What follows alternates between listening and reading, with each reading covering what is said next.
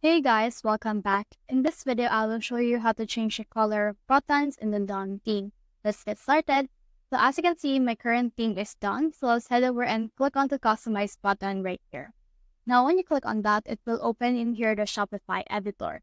So in here, you can see also the actual homepage and all of that. What we can do is we can click on this theme settings. In here, we can see the colors and we can see the color scheme right here. So in here, we can actually just choose the color scheme that we want.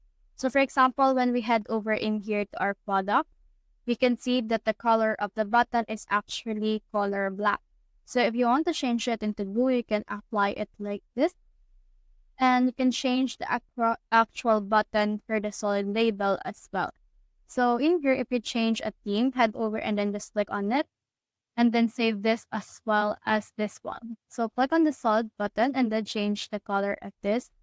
And then once you have saved that, it should be able to reflect as well on your actual product page.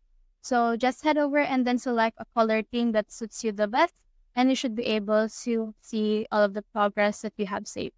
So that's the whole process. If you have found this video helpful, simply leave it up below or subscribe because it helps me reach more people.